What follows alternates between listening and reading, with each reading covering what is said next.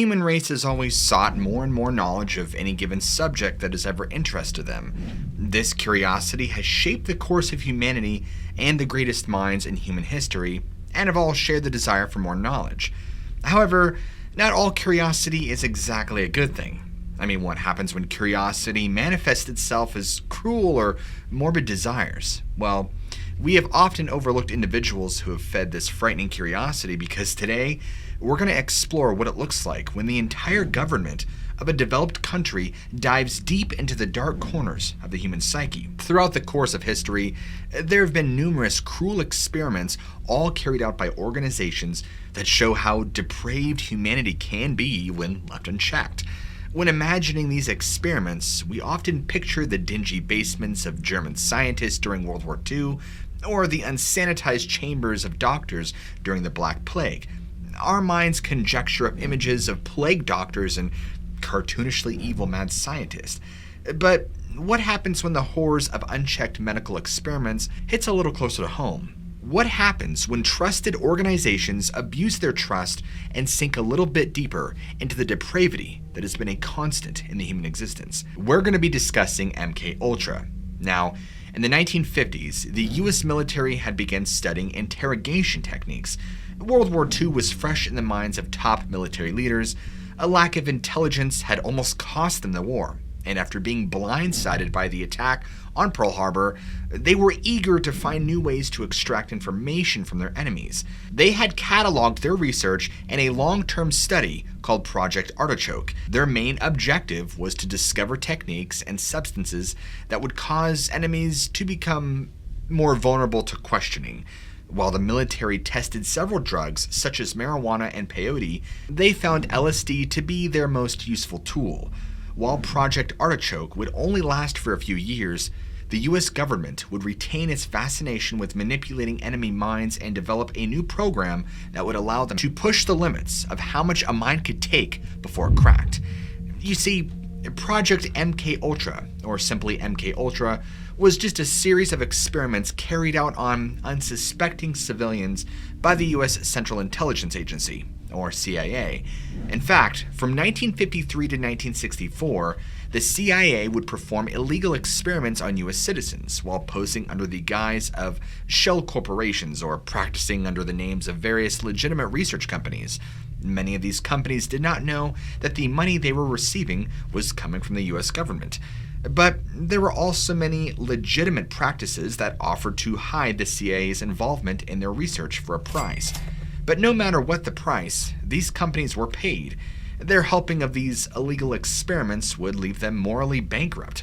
The CIA also tested on its own researchers. In fact, many of these researchers were coerced into ingesting harmful substances by their superiors. They were simply told they would be fired if they did not comply, so they did so and complied. The level of distress that these people were subjected to was enough to take the lives of several in the in-house test patients. Everyone at the CIA was aware of this, and they didn't care. The name MK-Ultra is derived from two places. MK is a designation in CIA terminology that indicated that the project was handled by the technical services staff, a component of the CIA that handled most of the covert operations of the organization. Ultra refers to the level of confidentiality the project was held to. This was a project that was to remain completely confidential. Neither the American people nor the rest of the world was to know about what the CIA was doing during these horrific experiments. MK-Ultra was essentially a blank check given to scientists that wanted to explore the limits of the destruction of the human mind. Nearly everything was permitted under the scope of the project. Researchers were to find how they could possibly break the human mind and psyche, and they were allowed complete free rein over their test subjects. Many of the precautions and safeguards that are staples of legitimate research, such as informed consent and preliminary briefing, were completely ignored. As a result, much of the information obtained during MK-Ultra is unusable. The primary objective of MK-Ultra was to develop drugs that could mind control enemies of the US and the CIA had seen that similar techniques were used on American prisoners of war by China, North Korea, and the Soviet Union during the Korean War. In fact, they wanted in on the mind control techniques that were forcing soldiers to give up classified information, and they saw themselves as defenders of the country by carrying through with these experiments. However well-intentioned the CIA was, I guess you can call it that, they should have known that the acts they were about to carry out were reprehensible and deplorable. It was believed that in order to achieve this mind control that the government sought, they would first have to destroy the human mind, and then replace it with a mind of the desired will of the CIA. The mental anguish and suffering that would be caused by this process was completely reprehensible. To destroy someone's identity and mind is to destroy who that person was in their entirety. Any pursuit of mind control tactics should have been immediately discarded as inhumane and cruel, but the government still carried out in its own pursuit of poisoning the minds of their enemies against their own countries. The CIA had their sights set on Fidel Castro. The US was dead set on tearing down his rule in Cuba at the time, and they even envisioned a scenario where they could brainwash Castro and take full control of Cuba. They were ultimately successful in this pursuit, and most of the experiments carried out during MKUltra were done without knowledge or consent of the test subjects. The CIA offered grants to researchers who would carry out these experiments that they required. Many of the researchers that accepted these grants had no idea the information that was going to come from the CIA. They simply viewed the grant as another opportunity to make some money while doing some interesting tests. Carried out alongside MKUltra was a Navy project called Subproject 54, in which the Navy aimed to create inaudible frequencies outside of the human hearing range in an attempt to erase the memories of enemies. Obviously, this project turned out to be unsuccessful and never saw its full completion. The US was also determined to incapacitate many of the Soviet leaders at the time. While it is commonplace for there to be political intrigue and strategies during a Cold War, the US was hoping to circumvent the need for legitimate discourse through mind control techniques that they had heard of during World War II. This pursuit of knowledge would provide no meaningful results and would take the lives of many individuals. You see, MKUltra was carried out through a time of heightened paranoia from the US government. The country had lost its monopoly on nuclear weapons, and they feared a nuclear assault from the enemy countries. They were desperate for all the intelligence they could get, and they were eager to develop a technique that can make extracting intelligence even a little bit easier. The CIA wanted to create many mind-altering drugs that they could. Things like completely knocking out an adult in a matter of seconds, or preventing the intoxicating effects of alcohol, producing a pure euphoria with no letdown, or completely paralyzing the body, causing confusion and delirium, and many other frightening effects. Now, before we get into discussing the particular details of these horrific experiments, I would like to state that most MKUltra records were destroyed by the government in 1973. While we still have fragments and surviving testimonials and documents regarding these experiments, we cannot know the true frightening scope and reach that this testing is done. I'll provide you with the most amount of information that I can reasonably find. But know this, these experiments went much, much further than we will ever likely to know, and many on children. You see, the CIA had a particular interest in mind-altering drugs, particularly LSD. Since the drug was not common in America at the time, at least not yet, the CIA director oversaw the purchasing of the entire world's supply of LSD. They paid nearly $2 million in today's money to buy a seemingly endless supply of an illegal drug from every country that would sell it to them. How ironic that the LSD that they brought to the United States to mind control their enemies would end up being widely used by counterculture activists that railed against the dangerous practices of the US government. As the project started, the CIA began finding people to experiment on. They began testing the effects of LSD on unsuspecting people. They tested it on mental patients, prisoners, prostitutes, and other vulnerable populations. In test instructions, they were instructed to find people who, quote, could not fight back. They would pay mental hospitals large sums of money to round up their most vulnerable patients for testing. All of these tests were cruel and did nothing to help the patients of the real disease that they sought treatment for. These tests commonly saw doctors administering dangerous amounts of addictive chemicals in patients to merely see their reaction. In one case, they had administered LSD to a mental patient in Kentucky for 174 days consecutively. The man was told that he was participating in a study to help find a cure for his schizophrenia. This so-called treatment would do nothing but severely worsen his condition, and as his mind began to crumble over the course of those 174 days, he realized he was not taking part in the study of what he originally thought. He realized he was nothing more than a rat in a cage to the doctors that promised to help him and was a part of this sick game. And his experiences in MK Ultra would shape the entire rest of his life. He would later say, "I was in prison for committing a crime, but they committed a greater crime on me." This test subject would later vow to go to Atlanta to find the doctor that committed these experiments on him and kill him. While he never did end up following through with his plan for revenge, you can imagine the horror and mental damage that would result from being under the influence of a mind-altering drug as strong as LSD at the time for nearly almost half a year. In almost all of these cases, the test subjects did not consent to taking these drugs or were simply made unaware that they were even using them. One experiment in particular, called Operation Midnight Climax, had the CIA setting up brothels with one-way mirrors installed in the bedrooms.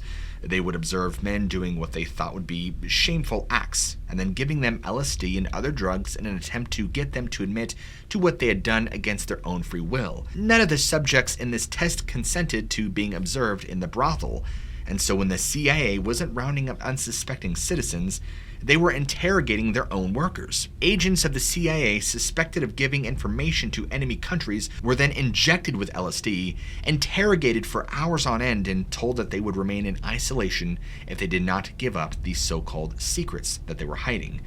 These interrogations took place in harsh conditions with bright lights and chaotic noises, all used to bring the subjects to damaging levels of anxiety and disorientation. As the victims of these experiments sank deeper and deeper into their paranoia, the researchers would make note of their suffering. To the CIA, the suffering of these innocent men was nothing more than quantifiable data points that needed to be collected for the good of the country.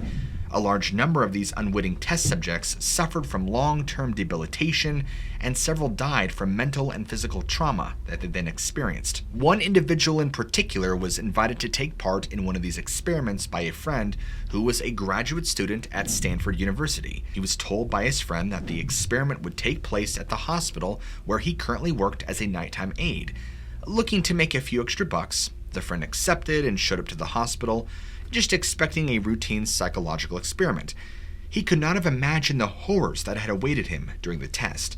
He was subjected to many psychoactive drugs during the experiment, including LSD, psilocybin, cocaine, and DMT. These experiments carried on for hours at a time and days on end, and the addictive nature of cocaine and the other drugs that they used had made it hard for him to quit coming to the experiments. He became a slave to his addiction, and the only way to get another fix was to keep letting the cruel doctors experiment on him. And even after the test had ended, he was never the same after, and always struggled with lifelong addiction and problems. He was paid just above the minimum wage for the horrors that he went through, and was never offered counseling or treatment afterwards. Those who conducted the experiment were not aware that their funding was coming from the CIA, but they still gladly accepted the money and sent the results off to their mysterious benefactor. After experiencing the horrors of what unregulated experimental medicine could do to someone, the test subject mentioned earlier, whose name was Ken Kesey, went on to become a successful author. In fact, his most famous work is One Flew Over the Cuckoo's Nest. His book tells the story of a man in a mental institution who is subjected to the unfair treatment and practices of mental health medicine at the time. The main character rises against the oppressive system and is punished for his actions against the powers that be. One can only summarize that the inspiration for this great work of fiction was the harrowing experiences that Ken Kesey underwent through MK Ultra. If you are interested in the topics discussed during today's video, then I suggest you check out One Who Flew Over the Cuckoo's Nest. It gives an interesting look into what it is like to be part of a machine that damages the people it claims it is trying to help. While we unfortunately do not have many surviving testimonials of the victims of MK Ultra, we do have a lot of information from the enforcers of the cruel experiments. As mentioned before, careful notes were taken during all of these experiments, and many of the leaders behind MKUltra had recorded their morbid curiosity as they compiled the data of their twisted research. Dr. Sidney Gottlieb of the CIA had a grander vision for the use of LSD against foreign officials. He wanted to see if the drug could be covertly administered to individuals just before important meetings or even speeches. They conducted most of these experiments in-house, where researchers would engage in one-on-one conversations with each other. One of the researchers would be injected with LSD, and they would examine the effects of the drug on the speech and coherency of the affected individual. Soon, however, the CIA elected to covertly give LSD to many researchers on a constant basis, just to see how they can handle themselves in a professional work environment. The forced use of LSD would become somewhat of a normal occurrence among the CIA officers, and lower-ranking employees were forced to accept these awful conditions as a sort of occupational hazard. In one such case, a CIA operative was given LSD without his knowledge or consent. He proceeded to run out of the CIA building and onto the streets of Washington, D.C. He claimed to see monsters in every car that passed him and experienced a growing, prolonged sense of paranoia and delusion. An army chemist had his coffee laced with LSD without his consent. He grew more and more anxious and delirious until he killed himself only 9 days later by jumping from his apartment building. Still, the experiments continued. The deaths and horrors caused by the experiments were seen as a routine operating expense in the deranged minds of the top leaders behind the MK project. They truly believed that their actions were in support of the greater good for the US people, while a majority of the government officials involved in the project were too caught up in their own paranoia to realize the true horrific impact of their research. There were also those who tried to stand up and speak out against the CIA and its mystery test. There were some workers at the CIA that had moral objections to the practices of the project and felt uncomfortable and immoral performing these tests that they were ordered to administer. They approached their superiors and tried to voice their concerns, but their outcries were almost always met with strict reprimand. The cold response to their concerns taught the researchers at the CIA to keep their heads down and take the abuse, or they would be fired. If the brave people who spoke out against MKUltra weren't fired, they too would be subjected to more of the cruel experiments that took place in the offices. Before the army chemist we discussed earlier committed suicide, he approached his superiors and expressed his doubts with the immoral nature of the experiments he helped facilitate. He was asked to resign from the CIA the next day. The family of this man still suspects that he was killed by the CIA and did not actually commit suicide. It didn't matter who you were or what you knew, the message was clear. Don't object to the awful things the CIA was doing, or you'll be fired, drugged, or killed. MKUltra wasn't entirely filled with unwilling participants, however. There were some that volunteered to be experimented on, thinking they would be doing a service to their country. These willing test subjects were often exploited and coerced into doing some even more extreme testing. The reward for their desire to help was being forced into more agonizing and mind-altering ordeals. In one such case, 7 volunteers from Kentucky were administered LSD for 77 consecutive days. The awful effects of the mind-altering properties of the drug were felt for decades after the experiments. After the CIA had its fun with experimenting with LSD, they had decided to abandon testing the drug further. They had used it to poison and afflict men, women, and even children, and after all of this destruction and cruelty, they discarded their research as being too unpredictable. Wherever MKUltra sunk its filthy hands into, death and destruction always seemed to follow. Not content with the unpredictable results of the LSD test, the CIA decided to create a series of super hallucinogens, such as a drug known as BZ. These drugs provoked madness in even the strongest of wills, and the side effects of the substances almost always included long-term illness and death. With the news of these new drugs making their way into the discussions of contracted researchers, many organizations began to pull away from accepting money and research assignments from the CIA specifically. Seeing that they were losing the enforcers of their cruel drugs, the CIA decided to pull back from LSD research altogether. They knew that they needed the support of researchers to provide a steady stream of victims. Another key focus of MKUltra was hypnosis. The CIA hoped to produce hypnotically induced anxiety in their enemies for interrogation purposes. They tested the effects of hypnosis on those suffering amnesia in an attempt to get them to recall forgotten information. These tests were largely unreliable and unsuccessful. And while hypnosis may seem much more tame than the LSD test subjects were often locked in interrogation rooms for hours on end without food or water. Subjects were reported as begging to be released, and these cries were met with refusals. Every passionate cry from a distressed test subject was treated as a data point on the graph of their researchers. These people had committed themselves so wholly to their work that they were unable to empathize with the suffering of their fellow men. And while the atrocities of MKUltra were in full force in the US during this time, things were even worse overseas. The US military set up detention camps in Japan, the Philippines, and Germany, where they would carry out even more inhumane experiments on people that they would determine as expendable. Among the most common forms of experiments performed at these camps was electroshock therapy. Very few precautions were taken during these overseas experiments, and test subjects were submitted to near-fatal voltages for weeks on end. The people that received these electroshock treatments often lost their will to do basic tasks. They stopped eating, they stopped talking, they stopped thinking. All of this suffering was seen as a success by the cruel experimenters, and they kept a steady stream of expendables to satisfy their wicked desires. If the prisoners in these camps were not receiving the electroshock therapy, then they were chosen as candidates for other cruel and unusual tortures. Many were placed in sub-zero temperatures for hours on end with no clothing. They froze for hours while researchers recorded their desperation and uncontrollable convulsions. Many of these experimentees were then moved to rooms containing temperatures of extreme heat, and this quick fluctuation in temperature causes the body to confuse itself and overheat the victim. It was common, extremely common, for these test subjects to suffer from heat stroke.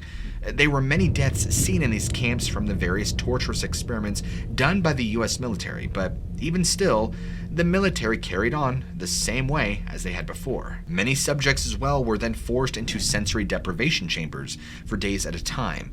The anxiety-inducing effect of long-term exposure to these chambers left them mentally and emotionally scarred. One prisoner in a German camp was put in a chamber for an entire week. He emerged in a completely unresponsive state. He would later describe the glee on the faces of the people that had put him in the chamber as they pulled him out. To them, it was all a game. The aim of these cruel trials was clear. The US simply wanted to understand how to control and destroy human minds. They blazed a trail of blood and agony behind them as they continued with their pursuit for cruel knowledge. And just years before, the US, along with the other allied nations, had freed Germany and Japan from the axis of power.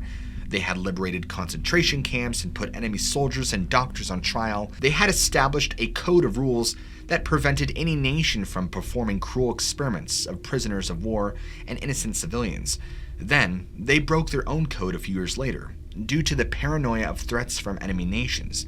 They had become what they swore they would destroy. Many of the cruelest German scientists were recruited by the US after World War II in a program known as Operation Paperclip. After hiring these enemy doctors, they put them right back to work doing the atrocities they had done for years. And the depravity of these tests seemed to have no end. Oftentimes, the detention camps overseas saw subjects suffer extreme humiliation and abuse. Under the guise of legitimate research, the most deplorable acts possible were done to men, women, and children. And these unspeakable acts saw the CIA stoop to the lowest of humanity's cruelty. The vast majority of these reports are anecdotal at best, and as the CIA made sure to erase any trace of these horrifying events, many people will never know how inhumanely these victims were treated or what was really done. There were a number of notable test subjects in the duration of MKUltra. Ken Kesey, as mentioned previously, would go on to give a fictionalized accounting loosely based on his own experiments. Another notable potential test subject was Ted Kaczynski, more commonly known as the Unabomber. And during his sophomore year at Harvard, Ted would allegedly undergo over 200 hours of purposely brutalizing psychological experiments. One can't help but think that these traumatizing events would go on to influence Ted in his criminal pursuits. Robert Hunter, a songwriter and lyricist best known for his association with the Grateful Dead, was also a test subject himself. His experiences in MKUltra would later go on to shape much of his music and poetry, as he would often write about the psychedelic effects of the drug he was given. And just north of the United States, Canadians were now being roped into the oppressive grasp of MKUltra. British psychologist Donald Ewan Cameron was hired to commute from New York to Montreal every week to conduct experiments of his own. While he was a legitimate psychologist, none of his experiments would resemble anything close to a proper psychological test. You see, he was paid $500,000 in today's money to perform these experiments, and he dutifully complied with his sick task. Cameron was unaware that the money was coming from the CIA. Donald Ewan Cameron found most of his test subjects in people suffering from mild mental illnesses. He often recruited people who suffered from generalized anxiety disorder or postpartum depression. These people were told they were going to be undergoing an experiment that could cure them of their mental struggles. But instead of offering therapy or commonly used medication like any good psychologist should, Cameron gave them LSD, strapped them down for electroshock therapy. He often submitted these poor victims to 30 or 40 times the usual voltage. These people had become just playthings to the hands of this doctor, and he took all the liberties that he could with their experimental treatments. Another specialty of Dr. Cameron was what he referred to as driving experiments. These consisted of Cameron putting patients into drug-induced comas for weeks at a time, 3 months in one case, and playing repetitive messages in their ears while they laid motionless.